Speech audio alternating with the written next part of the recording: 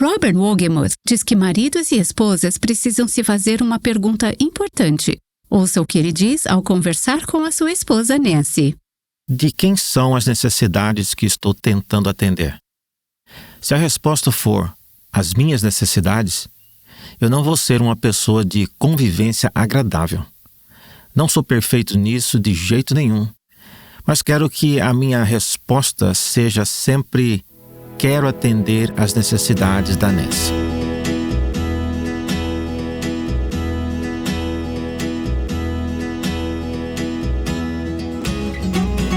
Este é o podcast Aviva Nossos Corações, com Nancy DeMoss Wogemuth, autora de Escolhendo o Perdão, na voz de Renata Santos.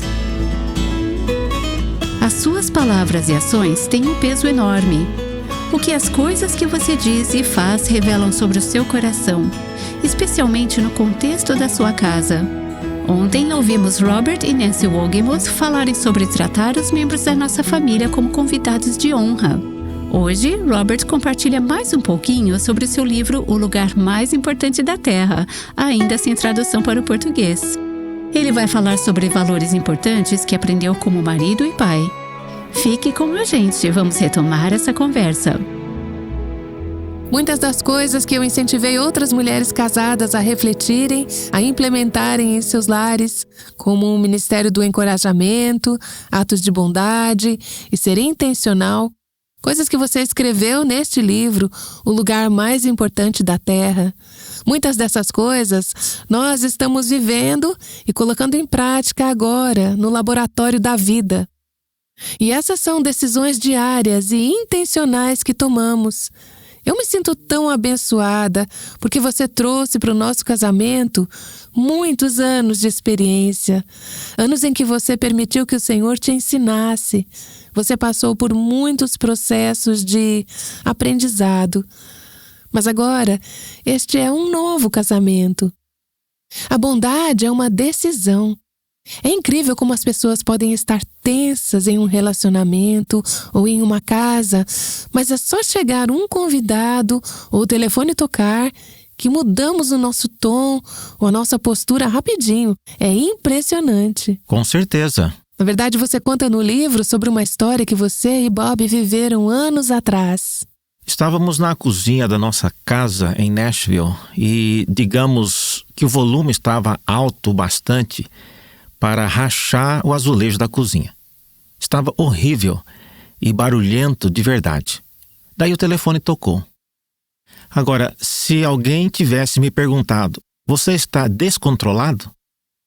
Eu teria dito: sim, estou completamente descontrolado. Mas o telefone tocou, eu atendi e disse: alô, aqui é o Robert. Tive a conversa e a Bob ficou lá assistindo. Quando eu desliguei, o olhar no rosto dela foi tudo o que eu precisava ver. Eu estava completamente controlado. Eu tinha decidido brigar e eu sou bom de briga. Então estava brigando. O telefone tocou, o assunto mudou e eu atendi como uma pessoa normal. É mais ou menos como quando o telefone toca no meio da noite e você atende como se estivesse esperando a ligação. Alô? Mesmo tendo acordado de um sono profundo. Sim, temos muito mais controle do que pensamos que temos. Os psicólogos chamariam isso de monólogo interior. As escrituras diriam: assim como o homem pensa, assim ele é. Provérbios 23, versículo 7. O que está plantado na sua mente precisa ser bom, justo, reto e puro. Porque o que sai da sua boca será um reflexo direto do que está na sua mente, no seu coração.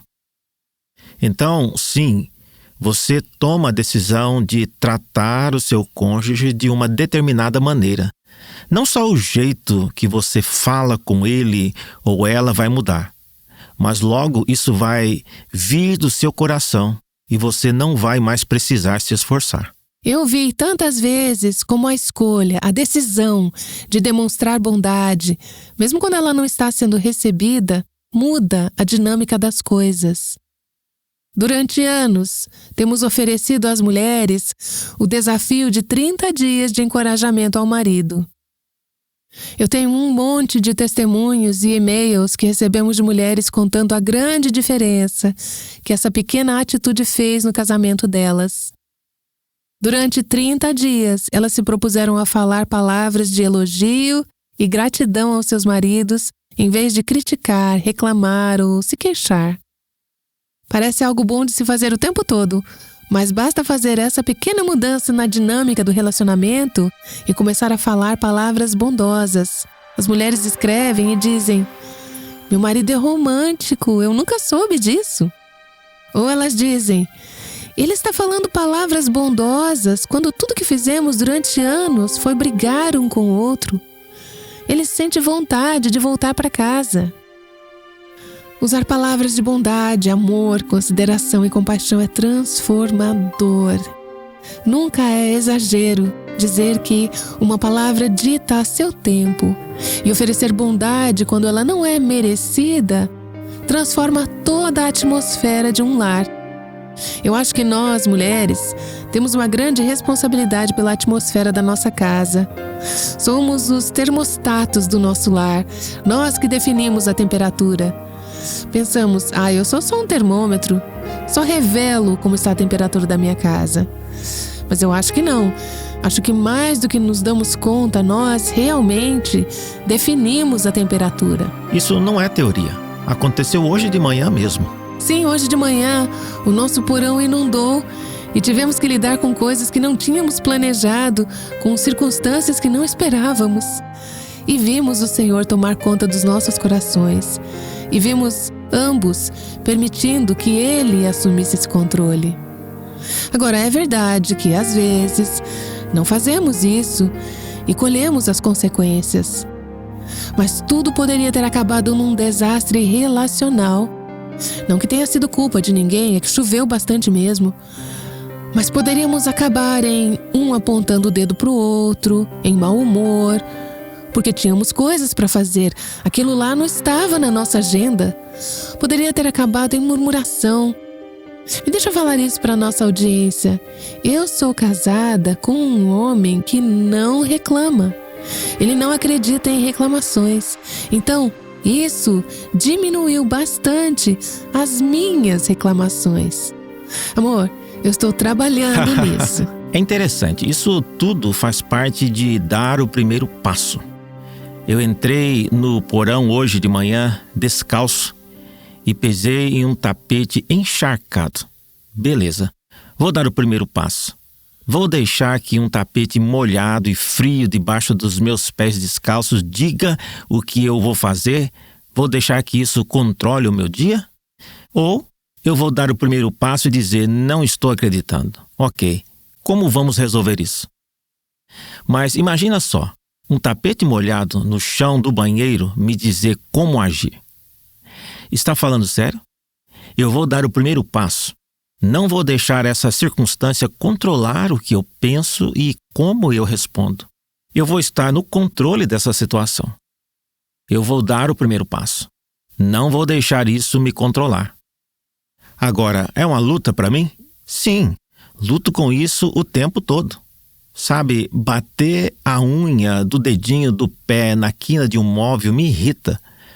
Por dentro, eu tenho um pavio bem curto. Eu não sou um homem dócil, sou um homem intenso. E em cada uma dessas situações, eu tenho que tomar uma decisão. Eu não vou deixar isso me controlar. Eu vou dar o primeiro passo, eu vou ficar calmo. Eu vou me manter sob controle e vou me alegrar. E quanto tempo levou desde que nos vimos hoje de manhã pela primeira vez até eu te contar sobre o porão inundado? Nós conversamos, oramos, nos abraçamos, nos beijamos algumas vezes e daí eu disse: adivinha só, tem água no nosso porão. Pode parecer que estou me aplaudindo, mas tudo isso é um trabalho árduo. São decisões que eu tomo pela força do Espírito Santo a fim de esperar manter o controle. E acho que isso é especialmente difícil para nós, falando pelas mulheres. Eu tenho certeza que é difícil para os seres humanos em geral. Mas eu diria que é realmente difícil e a nossa tendência, a minha, com certeza, a minha tendência é simplesmente despejar as notícias negativas e difíceis assim que você entra pela porta ou assim que você atende ao telefone. O que você está me ensinando na vida real, e eu ensinei isso para outras pessoas, são os benefícios de parar, pensar, deixar o espírito tomar o controle e dizer: vamos dar um tom positivo para essa situação, vamos construir um ambiente seguro e vamos lidar juntos com as coisas difíceis, as coisas que precisam ser discutidas. Tivemos um momento de tensão entre a gente na noite passada, coisa bem rápida. Tinha a ver com a nossa garagem. Você esperou, jantamos, tivemos um tempo de conversa muito especial e no final do jantar você disse: certo, vamos conversar sobre a garagem. E conversamos. Sentamos e conversamos como dois adultos que se amam, que amam ao Senhor e que querem servir e abençoar um ao outro. Mas isso exigiu disciplina da sua parte, autocontrole, amor e bondade para dizer: a gente não vai ficar de pé na garagem no final do dia, bem na hora do jantar. Certo. Talvez tenha sido porque nós dois estivéssemos com fome e mal-humorados. E você continuou: e não vamos deixar esse problema tomar o controle. E aquele desafio virou algo produtivo, ao invés de criar muros e barreiras entre a gente. Uma pergunta que eu me faço inúmeras vezes é: de quem são as necessidades que estou tentando atender? Se a resposta for as minhas necessidades, eu não vou ser uma pessoa de convivência agradável. Não sou perfeito nisso de jeito nenhum. Mas quero que a minha resposta sempre seja: quero atender às necessidades da Nancy. Me deixa olhar isso pela perspectiva dela e, se for uma situação que podemos conversar a respeito, vamos esperar o momento certo. Ou, se a situação estiver completamente fora do nosso controle, se for política ou clima, coisas sobre as quais não podemos fazer nada, vamos esperar o momento certo e não, só porque surgiu uma oportunidade, despejar tudo no ouvido do outro.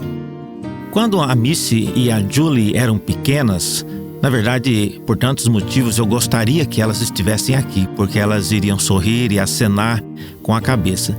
Mas quando eram pequenas, eu dizia para elas: só porque um assunto veio à sua mente, não significa que você tenha que falar dele. Sim. Às vezes você precisa estar aberto, às vezes precisa resolver as coisas o mais rápido possível. Não há dúvidas sobre isso. Mas às vezes, se não for prudente, se não for útil, se não for algo que edifique o relacionamento, simplesmente espere. Isso me faz pensar na rainha Esther, no Antigo Testamento. Isso aí é um exemplo perfeito. Pensa numa circunstância terrível. Era urgente, exigia uma ação imediata. A ameaça era grande, era real. Não era só ela que estava envolvida, era todo o seu povo, o povo judeu. E ela recebeu esse mandato de ir falar com o rei sobre o assunto. Ela sabia que precisava fazer aquilo, mas ela também sabia que ele era um homem difícil. Ele era lendário por sua raiva e por perder a paciência, o rei Assuero. E era o marido dela. Eu sou tão grata, meu bem, por não ser casada com aquele homem. Sim, ele era o marido dela, mas ela foi prudente, sábia, comedida.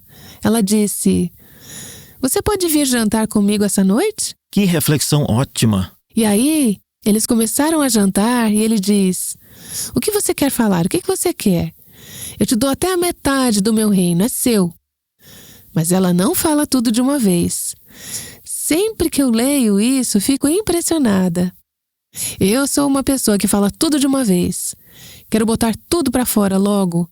Mas ela espera e diz: bem, você pode jantar comigo de novo amanhã à noite? Ela dá tempo para Deus agir na situação, porque Deus está prestes a enforcar a Amã com suas próprias estratégias. Em sua própria forca. E ela dá tempo para que o próprio coração dela esteja em boas condições. Ela dá tempo para Deus agir no coração do marido dela. Ela passa uma noite sem dormir e toda a história muda. Não quer dizer que ela não vai cuidar do assunto, ela vai. Mas ela está esperando o tempo de Deus. E Deus faz tudo belo no seu tempo. A disposição de esperar, de estar quieta, de ficar calada e, quando falamos, fazê-lo com o controle do Espírito Santo. Isso faz toda a diferença dentro das 4 paredes de um lar. A minha parte favorita é que ela estava orando por ele, porque ela sabia que somente o Senhor poderia preparar o coração dele para o que ela precisava dizer. Ela não estava orando apenas para que ela encontrasse as palavras e estratégia certa. Ela estava pedindo ao Senhor para fazer o que só o Senhor poderia fazer, ou seja, falar ao coração do marido dela. Acho que isso se encaixa perfeitamente no que estamos falando aqui. O lugar mais importante da terra, como é um lar cristão e como construí-lo. Se o Senhor não edificar a casa, em vão trabalham os que a edificam. Eu sou muito grata a Robert Wohlgemuth, agora um dos meus autores favoritos. É um ótimo livro, mas ele também é um homem que está vivendo no nosso casamento as coisas sobre as quais ele fala neste livro. É um livro cheio de sabedoria prática e bíblica aplicada ao dia a dia. É fácil de ler, tem histórias ótimas, é bem-humorado, mas acima de tudo é contracultural. Ele traz os caminhos de Deus e eles são tão diferentes dos caminhos do mundo. Antes de nos casarmos, li esse livro pela primeira vez e agora, enquanto me preparava para essa entrevista, o li mais uma vez. E percebi que você continua me ensinando e continua aprendendo, sendo desafiada, exortada e encorajada a colocar em prática as coisas que desejamos que façam parte da realidade do nosso lar. Isso mesmo. Obrigado. Estou sendo desafiada pelas coisas que precisam ser cultivadas no meu próprio coração, para fazer com que o nosso lar seja tudo o que Deus quer que ele seja. Sinto uma gratidão imensa por como você está vivendo essas coisas no nosso lar. Uma das coisas que você diz neste livro que me fez refletir é algo que ouvi meus pais dizerem enquanto eu crescia. A gente pensa na nossa família, pensa em como as outras famílias são, e tudo bem ser diferente. Que um lar cristão, por definição, é diferente. O que você quer dizer com isso? Isso mesmo. Bem, ser diferente é bom. Seus pais estavam certos. Às vezes, isso é difícil para uma criança. Eu me lembro dessa época. Meus pais eram diferentes dos outros pais. Meu lar era diferente. Eu jogava beisebol no quintal e a minha mãe me chamava para o jantar. E, sério, gente, antes de dizermos o amém da oração, meus amigos já estavam lá fora de novo. Eu ficava em casa por 1 hora e meia. Eu voltava para fora e eles diziam: "O que você estava fazendo lá dentro?" E eu dizia: "A gente estava conversando e fazendo o culto em família." Éramos diferentes. Sabíamos disso. E sabemos que quando você tem 12 ou 14 anos, às vezes ser diferente parece algo ruim. A gente se sente estranho. É estranho, isso mesmo. Mas quanto mais velho você fica e mais oportunidade você tem de definir o ritmo da sua casa como pai, você descobre que ser diferente é muito bom. Ser igual a todas as outras crianças, ser igual a todos os outros lares que você conhece, não é necessariamente bom. Ouse ser diferente. Meu pai dizia isso. Eu ficava tão cansado de ouvir isso. Ouse ser diferente. Você dizia isso para suas filhas? Provavelmente. E elas provavelmente sentiram a mesma coisa. E com certeza, agora, elas estão dizendo isso para os filhos delas. Provavelmente estão. E olha só, agora chegou a hora delas. Eu me lembro quando dizíamos para os nossos pais: "Mas todo mundo..." Por exemplo, não tínhamos televisão, mas todo mundo tinha. Eu me lembro que a mentalidade deles era: "Você não é filho dos outros, você pertence ao Senhor." Este é um lar onde queremos honrar ao Senhor. Não fizemos isso de um jeito perfeito, e você deixa bem claro neste livro que a sua família também não fez tudo perfeitamente. Mas é a disposição de ser diferente e dizer que isso é uma coisa boa. Na verdade, a Disney soube tirar proveito disso. Eles acham que ser diferente é ótimo. Você morou em Orlando, né? Bem perto. Só alguns quilômetros de distância. Na verdade, a Disney é chamada de o lugar mais feliz da Terra. É o slogan deles. Na verdade, foi daí que tirei inspiração para escrever o lugar mais importante da Terra. Eu fiz uma boa pesquisa sobre a vida de Walt Disney. Ele escreveu que a sua família era diferente. Eles se mudaram de Illinois para Missouri para escapar da correria e das pressões de viver na cidade. Eles se mudaram para Missouri para poderem ser diferentes e sair da pressão. Então, essa busca está realmente no DNA da Disneylândia em Pasadena. Esse pessoal decidiu que seria diferente. Você chega a mencionar que o Walt Disney disse, acho que foi na abertura da Disneylândia na Califórnia, eu quero que as pessoas sintam que estão em outro mundo quando chegam à Disney. Isso mesmo. Que exemplo perfeito. É isso que você quer para o seu lar. Entramos nesse lugar e sentimos que é um lugar seguro. As pessoas se honram, as pessoas se escutam, as pessoas se olham quando estão conversando. Elas falam coisas gentis umas para as outras. Não é igual a nenhum outro lugar. Quando seus filhos entram pela porta, eles precisam ter a mesma sensação que algumas pessoas têm quando entram na Disney. Estou em um lugar diferente. Estou amando isso aqui. Como é bom estar aqui. É isso que você quer que seus filhos sintam em casa. Bem, talvez alguns pais que tenham levado seus filhos pequenos para Disney digam que ele não é o lugar mais feliz da Terra. É tudo fantasia. Ah, sim. E quando você vai para um desses parques e vê pessoas empurrando carrinhos de bebê, é bem capaz que eles prefiram brincar no parque da pracinha. Preferem o parquinho da praça do que tudo o que a Disney oferece. É estímulo demais. Então, não leve essa analogia longe demais. Mas um lar realmente pode ser um dos lugares mais felizes da Terra. Não toda hora, todos os dias. Dá trabalho. É necessário muita graça. Acabamos de receber uma família aqui no estúdio enquanto estávamos gravando. Fizemos uma pausa curtinha. E lá estavam 3 gerações, um casal de avós, 2 irmãs com seus maridos e filhos. Foi bem agitado. Cerca de 1 dúzia de pessoas estiveram por aqui por alguns minutos. Mas que alegria ouvir e conversar com aquela família. Eles são diferentes. É uma família muito envolvida com a memorização das Escrituras. Estávamos conversando sobre isso e o impacto de passar essa prática de uma geração para outra. É uma família muito divertida. Eles fizeram uma longa viagem de carro, mas não estavam brigando. Tenho certeza de que vão ter que lidar com algumas atitudes e tudo mais, mas eles têm a palavra de Deus para orientar como tratar disso. E isso faz tudo ser diferente. Mas ainda assim, é uma experiência muito boa. É verdade, é impressionante. Faz diferença, uma diferença muito boa. E não é isso que queremos?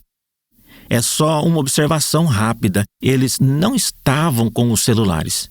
Eles não tinham nada. Eles tinham uns aos outros. Como você disse, estavam recitando as escrituras que tinham memorizado. É um investimento que os pais fizeram nos corações dos filhos, que pode até levar décadas para dar todos os frutos, mas está lá. Eles esconderam a palavra de Deus no coração. E porque Romanos 3:23 é verdadeiro, todos nós temos um problema com o pecado. Esconder a palavra de Deus no coração vai resolver esse problema. É uma promessa. E os pais pagaram o preço para ser diferentes e fazer esse investimento. É uma coisa incrível de ver. É maravilhoso. Você fala neste livro, e também falamos sobre isso no nosso casamento, sobre a importância das palavras, que podem fazer um bem enorme e podem causar danos enormes também. Na verdade, Provérbios diz: a morte e a vida estão no poder da língua. E você realmente fez disso algo importante na sua família. Era algo importante quando você e a Bob estavam criando as suas filhas. E é algo importante no nosso lar hoje. Tem um filme bobo que vimos quando as meninas eram pequenas chamado Os Três Amigos. Não é um filme que eu recomendaria para estimular o intelecto. É um filme meio pastelão e bobo. Mas tem uma cena em que o vilão é o Guapo. Sempre me perguntei de onde arrumam atores assim. Pensa no homem mais feio que você consegue imaginar. E eu entendo esse papel. Não seria divertido? Mas esse cara, El Guapo, puxa uma arma e atira em um dos atores. E o cara percebe que não era faz de conta, era real. E ele diz: "Ah, que maravilha! Balas de verdade!" A gente costumava falar sobre isso. Isso vem do Sermão da Montanha, os votos. Cada palavra que você fala é um voto. E é uma promessa. As palavras são importantes. Às vezes, olhamos um para o outro e dizemos: sim, balas de verdade. Isso é 100% de verdade. As palavras que você fala são tão importantes. Elas definem o seu coração. Elas revelam aos outros, ao seu redor, o que realmente está dentro do seu coração. Suas palavras fazem isso. E elas têm um impacto nas pessoas que as ouvem. Elas têm. São como balas de verdade. Pode ter certeza. A gente costumava cantarolar na rua: paus e pedras podem quebrar meus ossos, mas palavras nunca vão me machucar. Isso é uma mentira. Está bem longe da verdade, porque as palavras machucam, as palavras penetram. As palavras podem partir um coração. As palavras encorajam as pessoas. Falamos sobre isso no último programa. As palavras são muito importantes. Como marido e mulher, vocês precisam enfatizar a importância da precisão. Isso é verdade? Isso é realmente verdade? Eu sei que isso soa meio óbvio, mas com que frequência nos pegamos exagerando ou dizendo algo que sabemos que não é bem verdade? Imagine o quão devastadoras as palavras podem ser. É tão interessante. Tem uma história que conto de quando eu tinha 12 anos e ouvi uma mulher na igreja dizer algo gentil sobre mim para minha mãe. Eu ouvi sem querer. Então foi uma aprovação sincera. Eu a ouvi dizendo isso sobre mim. Eu não conseguia acreditar. Lá estava essa mulher maravilhosa, muito conhecida e respeitada em Wheaton, Illinois, onde eu cresci, e eu a ouvi dizendo algo gentil sobre mim. Ela nem sabia que eu estava ouvindo. Quando contei para minha mãe sobre isso, anos depois, ela disse: "Quando eu era adolescente, uma amiga me disse que a senhora Rito, a minha professora, disse: Grace é uma boa menina." Grace é a sua mãe. Grace era a minha mãe. Grace é uma boa menina. Dá para imaginar isso? Uma coisa tão simples. Mas minha mãe foi para o céu aos 94 anos e isso ficou com ela como uma das coisas mais importantes que ela já ouviu. Alguém falou isso sobre ela. Foi uma aprovação. Estamos no ramo editorial e uma das coisas que os autores amam fazer é conseguir recomendações que são impressas na contracapa do livro. É uma terceira pessoa dizendo: este livro é bom, é um livro que você deveria comprar e ler. O que os seus filhos ouvem você dizer sobre eles? Na verdade, às vezes é ainda mais poderoso quando eles ouvem você dizendo alguma coisa gentil ou algo favorável sobre eles para outra pessoa. Eu até descrevo uma cena dessas no livro. Você tem o Charlie, ele tem 8 anos e está deitado na cama. O quarto dele é bem ao lado do quarto dos pais. À noite, ele ouve o papai dizer para a mamãe: "Sabe, quero te contar algo sobre o Charlie." E aí, o Charlie acorda e ele pensa: o que será que o papai vai dizer sobre mim? E ele ouve o papai dizer para a mamãe: que menino especial o Charlie é. Como eu sou grato por ter o Charlie na nossa família. Eu amo muito esse menino. Agora, me deixe te fazer uma pergunta. Isso faz alguma diferença na vida do Charlie? Sim, provavelmente para o resto da vida dele. É o poder das palavras. Uma das imagens que eu gosto de manter na minha mente é uma cena de tribunal. Você coloca a mão na Bíblia, levanta a outra mão e faz uma promessa. Você faz um voto e cada palavra que você fala é muito importante. Você está fazendo um voto. Provérbios diz isso várias vezes. Tenho alguns desses versículos aqui comigo. Provérbios 12, 18. As palavras dos sábios são um remédio. Provérbios 15, 4. A língua serena é árvore de vida. Provérbios 16, 24. Palavras agradáveis são como favo de mel, doces para a alma e remédio para o corpo. Palavras podem dar vida. E coisas que foram ditas, você mesmo ouviu o que essa mulher disse quando você tinha 12 anos. As palavras dela moldaram a sua vida. Isso mesmo. E por outro lado, palavras que são lançadas, palavras descuidadas, palavras imprudentes. Provérbios diz que existem pessoas cujas palavras precipitadas são como pontas de espada. Dói só de pensar nisso. Dói. Mas muitos carregam essa memória pela vida toda. Alguma coisa que alguém disse de forma precipitada, com raiva. Mas eu não quis dizer isso. Bem, você pode ou não ter desejado dizer o que disse. Embora Jesus diga que as palavras que você fala saem do seu coração. Mas a pessoa que te ouviu, com certeza, pensou que você foi sincera. E isso fica no coração dela. Tem uma frase de uma música que fez muito sucesso 30 ou 40 anos atrás. Palavras precipitadas, ditas com raiva, que desperdício de duas vidas. Falava sobre um marido e uma esposa brigando. Outra coisa é, eu amo falar sobre palavras porque os meus pais diziam que elas eram muito importantes. E eles estavam certos. Quando a Missy e a Julie eram pequenas, decidimos tomar vitaminas juntos. Eu amo vitaminas. Tomo vitaminas todos os dias. É verdade, sou testemunha e você me fez começar a tomar também. Mas decidimos criar 5 vitaminas que falaríamos. Coisas muito simples, 5 vitaminas que falaríamos. Missy e Julie estão na casa dos 40 e têm filhos na adolescência até a casa dos 20.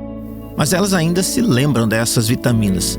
Se você ligar para uma delas e perguntar qual é a vitamina número 3, você vai ter uma resposta imediata. A terceira vitamina é: me perdoa, eu estava errada. Você me perdoa, por favor? Tínhamos 5 vitaminas, você quer ouvir? Eu quero sim, preciso do lembrete. Você conhece, elas estão no livro. A número 1 é: eu te amo. Amor, você é incrível. Você fala eu te amo várias e várias vezes, enche a gente de vida. Uma das coisas que você me ensinou é que quando você fala essas coisas, o seu coração te segue. É um investimento. Acho que muitas famílias, pais e filhos, casais, simplesmente deixam de dizer essas coisas porque acham que são óbvias. Você vai levando a vida, fica ocupado.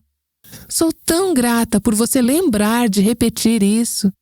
Eu tenho falado eu te amo muito mais do que jamais falei na minha vida. Eu espero que sim. Isso é um presente, fortalece um bom casamento e acho que também pode ser uma cura para famílias em crise.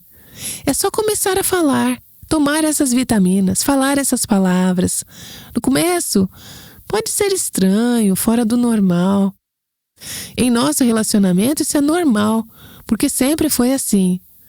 Mas onde isso não é uma prática, alguém tem que dar o primeiro passo, como você costuma dizer. Sim, a sua mente dá o primeiro passo e o seu coração segue atrás. Você toma uma decisão: eu vou dizer eu te amo. Mesmo que ninguém mais diga. Isso mesmo. Não é por isso que você escolhe dizer. Você não está esperando receber algo em troca. Você diz porque acredita. A sua mente dá o primeiro passo e o seu coração segue atrás. Então, sim, eu te amo foi a primeira vitamina da nossa família. A segunda foi: eu preciso do seu amor. Sabe, o perigo das expectativas irrealistas é algo interessante. Acontece em famílias, em relacionamentos. Vocês saem de férias e o seu marido tem uma ideia do que ele gostaria de fazer e você tem uma outra ideia. Mas ninguém conversa sobre nada. É bem provável que vocês acabem voltando da viagem exaustos. E decepcionados. E talvez, pior ainda, com raiva. Então, o que você faz é dizer: ok, essa aqui é a minha expectativa. É isso que eu espero. O que você acha disso? Por isso, a segunda vitamina é: eu preciso do seu amor. E se você perguntasse para a Missy ou a Julie, elas falariam das milhares de vezes que, quando elas tinham 14 anos e estavam começando a descobrir quem eram e enfrentando conflitos na escola, elas falavam: eu preciso de um abraço. Eu consigo até vê-las na cozinha dizendo para mim: eu preciso de um abraço, eu preciso do seu amor. E sempre foi um prazer atender o pedido delas. Mas, às vezes, a gente parece que vai se esbarrando como uma máquina de pinball. A gente não para. Somos como um saco de bolinhas de gude batendo um no outro. E ninguém fala: para. Só preciso de um abraço. Só preciso do seu amor. Só preciso de algum gesto gentil. Talvez você diga que, para ser real, tem que ser espontâneo. Bem, nem sempre. Algumas pessoas têm uma necessidade maior disso. Mas enfim, a nossa vitamina número 2 é: eu preciso do seu amor. Isso me faz pensar em como você faz isso no nosso casamento, me ensinando o que comunica amor para você. A gente não planeja isso com um notebook e uma planilha de Excel. A gente conversa. E isso tem me dado mais liberdade para dizer o que comunica amor para mim. Porque queremos fazer isso, queremos ministrar graça um ao outro, mas não sabemos como. Sim, a vitamina número 3 é: me perdoa. Eu estava errado. Você me perdoa, por favor? Não são palavrinhas fáceis de dizer, né? E como? É como engolir um daqueles comprimidos grandões. Imagina isso. Eu digo: me desculpe. É assim que eu me sinto sobre o que acabei de fazer. Foi errado. E daí, ainda peço uma resposta: você me perdoa? E é isso, está resolvido. Vitamina 3, me perdoa, eu estava errado. Você me perdoa, por favor? E daí vem a vitamina 4. Posso te ajudar? Numa casa tem muito trabalho que precisa ser feito, muita coisa para arrumar, muita louça para lavar, muita coisa para organizar, muita coisa. O tempo todo. Sim, o tempo todo. A gente pode ter acabado de sair da cozinha depois de deixar tudo limpinho. Está tudo impecável e uma hora depois já tem alguma coisa suja no balcão, na pia. Não é verdade? Posso te ajudar? Essas palavras são mágicas. E a verdade é que eu sou preguiçoso. E eu preferiria muito mais que você me dissesse: quer um copo d'água? Do que ter que dizer: quer um copo d'água? Certo? É algo inato, faz parte da nossa natureza pecaminosa. Eu digo para você: posso te ajudar? Posso te ajudar em alguma coisa? Meu pai costumava dizer: filho, procure alguma coisa para fazer. Assim como você, eu não tive TV até a 6ª série. E quando conseguimos uma TV, ele não me deixava sentar e assistir a TV sem fazer nada. Então aprendi a fazer barra de vestidos para a minha mãe, a passar roupas, a engraxar os sapatos, qualquer coisa que eu pudesse fazer enquanto assistia a TV. Eu não podia só sentar e assistir TV. O ponto é que a pergunta "posso te ajudar?" é uma vitamina familiar de uma importância gigantesca. Precisa de ajuda com alguma coisa? Sim, isso é importante demais. É ter um coração de servo. E esse é o coração de Jesus. Nunca somos mais parecidos com Jesus do que quando estamos servindo. E, de novo, eu só queria dizer que eu te vejo fazer isso o tempo todo aqui em casa. E não é por ter tempo sobrando, não. Nós dois somos pessoas ocupadas. Tem muita coisa acontecendo nas nossas vidas. Mas você é tão rápido em dizer: posso fazer alguma coisa para te ajudar? E perceber o que precisa ser feito e colocar a mão na massa. Eu penso em quantas pessoas estão vivendo vidas preguiçosas, maridos ou esposas. Ficam sentados, jogando videogame, jogos de palavras. E não tem nada de errado com essas coisas, a não ser que tenham coisas que precisam ser feitas. A preguiça pode enfraquecer de verdade uma família. Mas contribuir, ajudar, ser ativo, não ser ocioso é bom para a alma, mas também é bom para tornar esse lar um lar cristão, um lugar feliz. E falando em relacionamentos, uma das coisas que mais amo fazer por você, Nessie, é antecipar o que você precisa. Você é incrível nisso. Talvez seja um jogo. Eu amo me desafiar com as palavras do meu pai. Procure alguma coisa para fazer.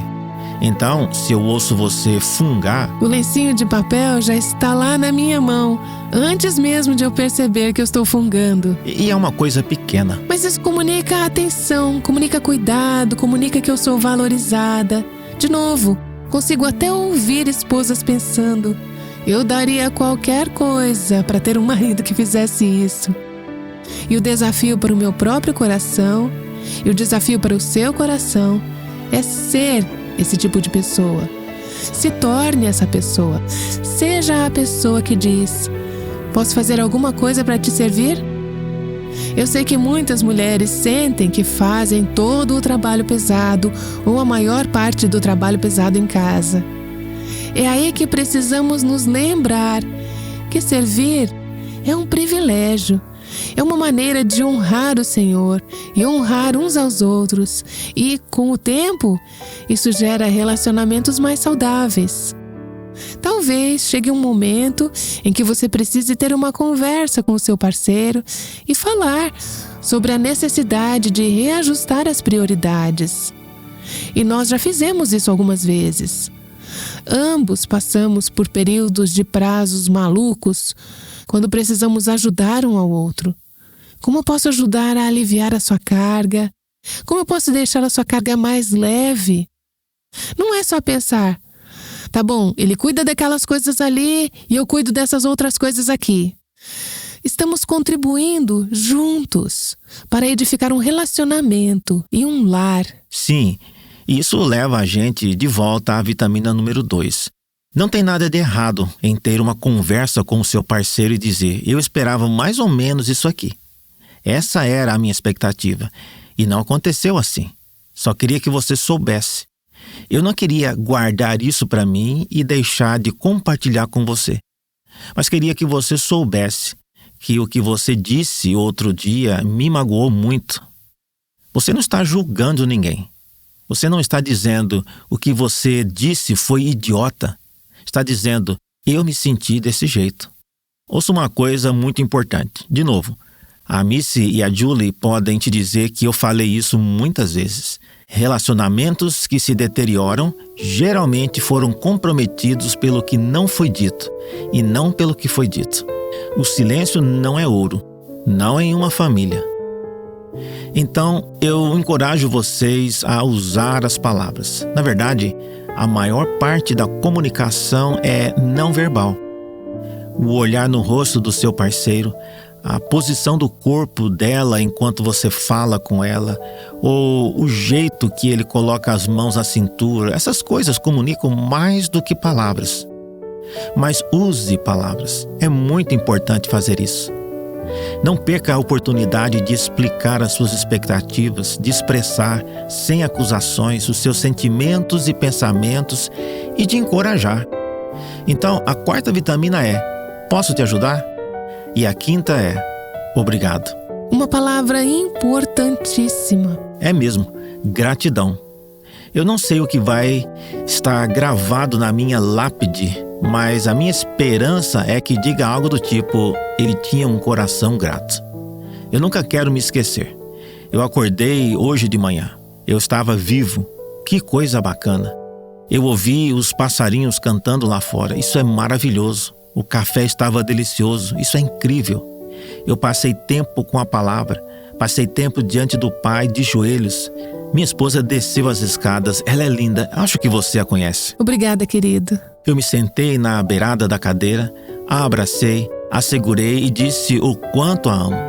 Tem tanta coisa para agradecer e às vezes esperamos pelas coisas boas e apontamos as coisas ruins. A gente se torna revisor de tudo e esquecemos de dizer, sabe? A maioria das palavras que você escreveu aqui estão corretas. Exatamente. Perceber as pequenas coisas e expressar gratidão por elas. Elas fazem falta. Elas fariam muita falta se não as tivéssemos. Precisamos ser gratos. Não só ao Senhor, mas também dizer um ao outro: obrigada por fazer isso. E querido, acho que estamos criando um bom hábito. Eu nunca quero que cheguemos ao ponto de deixar de perceber o que acontece ao nosso redor ou deixar de perceber as pequenas coisas e dizer obrigada. Não leva muito tempo ou esforço, mas exige que a gente seja intencional. Fazemos isso verbalmente, fazemos isso escrevendo bilhetes e cartinhas. E sim, não faz muito tempo que estamos casados. Mas mesmo para os casamentos mais longos, as famílias que existem há anos, acho que muitas daquelas conversas que criam um ambiente negativo e doloroso no lar poderiam se beneficiar muito se algumas dessas pequenas mudanças fossem feitas. Apenas comece a dizer obrigada. Reconheça e expresse apreço pelas coisas que aconteceram, que são presentes do Senhor e da nossa família. Isso é verdade e às vezes as palavras escritas são tão poderosas quanto palavras ditas. E no nosso caso, às vezes um guardanapo ou um post-it. Ou esta semana eu estava viajando, fui para Nova York, abri a minha Bíblia de 1 ano na data do dia e tinha um post-it amarelo da minha esposa na página. Você sabia, é claro, qual seria o dia em que eu estaria fora de casa, sozinho, em um hotel. E eu abri a minha Bíblia de manhã cedo e lá estava o bilhete. Um bilhete escrito à mão pela minha esposa, me agradecendo por separar um tempo para estar na palavra. Agora, qual é o preço disso? É um presente muito valioso. Foi uma decisão que você tomou. Talvez você nem estivesse com vontade de fazer isso. Talvez você estivesse cansada. Digamos que você provavelmente estava quando escreveu aquele bilhete. E você poderia ter dito, ele sabe que eu amo ele. Eu sei que você me ama. Eu não li aquele bilhete e pensei, ufa, que alívio saber que a Nessie me ama. Mas foi um lembrete precioso, cedinho de manhã, na escuridão da manhã, em um hotel, numa cidade movimentada. Um lembrete precioso de que a minha esposa me ama. E ela registrou isso por escrito. Foi um grande presente. Então, obrigado por fazer isso. Bem, de nada. Eu te amo mesmo. Uma das coisas que eu te digo quase todos os dias desde que nos casamos. Eu te amo mais hoje do que ontem. E eu nunca quero parar de dizer isso. Obrigada por dar o primeiro passo e liderar o caminho para nos mostrar como edificar um lar cristão. Nancy e Robert Wogemuth conversaram sobre o lugar mais importante da Terra, os nossos lares. Eles nos ajudaram a entender quais devem ser as nossas prioridades e perspectiva ao administrarmos os nossos lares. Se você perdeu o episódio de ontem, Construindo um Lar Cristão, te encorajamos a buscá-lo no nosso arquivo de podcasts em avivanossoscorações.com ou ouvi-lo em nosso canal do YouTube. Você certamente será abençoada. Mesmo que você coloque em prática tudo o que Robert e Nancy acabaram de falar e faça tudo ao seu alcance para cultivar um ambiente doméstico amoroso e piedoso, você nem sempre pode controlar o resultado. Às vezes, os filhos se afastam, resistem a Deus e rejeitam a sua influência em suas vidas. No Aviva Nossos Corações, acreditamos no poder da Palavra de Deus para sustentar famílias, enquanto elas esperam pela volta dos seus filhos pródigos. E acreditamos também no poder da oração para fortalecê-los nesse período. Então, movidos pelo desejo de servir essas famílias, estamos divulgando o nosso desafio de oração de 30 dias, enquanto você espera pelo seu filho pródigo. Nele, você vai percorrer 4 passagens das Escrituras, passar tempo em oração e considerar questões que vão te ajudar a aplicar a verdade de Deus à sua situação específica. Você pode adquirir a sua cópia digital em avivanossoscorações.com, na aba Livros, Livretos, com uma doação de qualquer valor. Também em nosso site você pode se inscrever para participar do desafio por e-mail. Você receberá o conteúdo de cada dia diretamente na sua caixa de entrada, começando no dia em que você se inscrever. Não deixe de participar! Como foi divertido ter o meu querido marido Robert como convidado nesses 2 últimos dias. Amanhã, no Aviva Nossos Corações, vamos começar uma série nova e muito especial sobre o livro de Esther, que terá a duração de 15 dias. A cada episódio, vamos explorar a incrível jornada de uma mulher que foi poderosamente usada por Deus para abençoar o povo judeu. Você não só será encorajada a confiar na providência divina, mas também será desafiada a render a sua vida à soberana vontade de Deus. Uhul! Mal posso esperar! Amada, não deixe de nos acompanhar. Volte amanhã para estar com a gente aqui no Aviva Nossos Corações. O Aviva Nossos Corações é o ministério em língua portuguesa do Revive Our Hearts, com Nancy DeMoss Wogemuth, chamando as mulheres à liberdade, à plenitude e à abundância em Cristo.